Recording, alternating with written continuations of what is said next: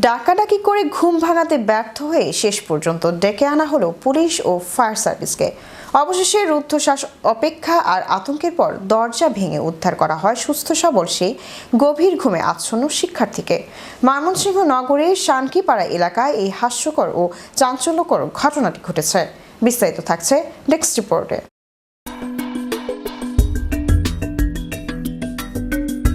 ডাকাডাকি করে ঘুম ভাঙাতে ব্যর্থ হয়ে শেষ পর্যন্ত ডেকে আনা হলো পুলিশ ও ফায়ার সার্ভিসকে।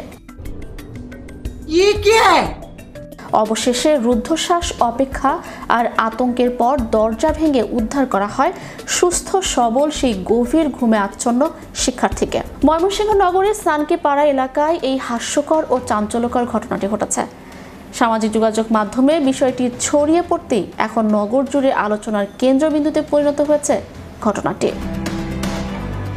উদ্ধার হওয়া শিক্ষার্থীর নাম মোহাম্মদ সোহান মিয়া। তিনি জামালপুর জেলার সরিষাবাড়ি উপজেলার মোহাম্মদ সোহেল মিয়ার ছেলে। সোহান ময়মনসিংহের একটি কলেজে উচ্চ মাধ্যমিকে পড়াশোনা করেন এবং শানকিপাড়ার ওই মেসে থেকে পড়াশোনা চালিয়ে আসছিলেন।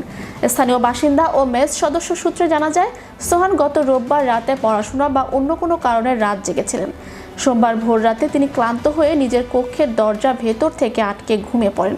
তার রুমমেটরা ভোরে বাইরে চলে গিয়েছিলেন। সকালে রুমমেটরা ফিরে এসে দেখেন দরজা ভেতর থেকে বন্ধ। দীর্ঘক্ষণ ডাকাডাকি, দরজায় করাঘাত এবং ফোনে কল দিলেও সোহানের কোনো সাড়া শব্দ পাওয়া যাচ্ছিল না। এতে রুমমেটদের মনে ভীতির সঞ্চার হয়। তারা ভাবেন সোহান হয়তো অসুস্থ হয়ে পড়েছেন বা অন্য কোনো অনাকাঙ্ক্ষিত ঘটনা ঘটেছে।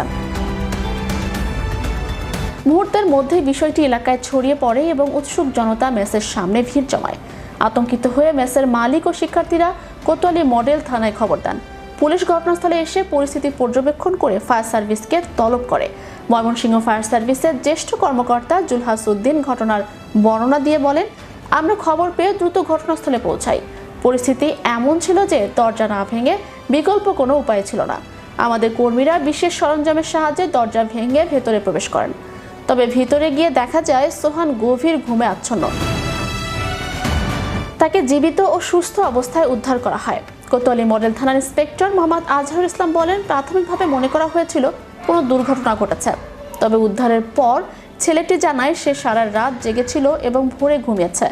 ঘুমের গভীরতা এতই বেশি ছিল যে পুলিশ, ফায়ার সার্ভিস এবং সাধারণ মানুষের হইচই তার কানে পৌঁছায়নি। ছেলেটি বর্তমানে সম্পূর্ণ সুস্থ আছে এবং তাকে তার পরিবারের জিম্মায় রাখা হয়েছে। শানকিপাড়ার এই ঘটনাটি হাস্যরসের জন্ম দিলেও মেস জীবনের নিরাপত্তা নিয়ে নতুন করে ভাববার সুযোগ করে দিয়েছে।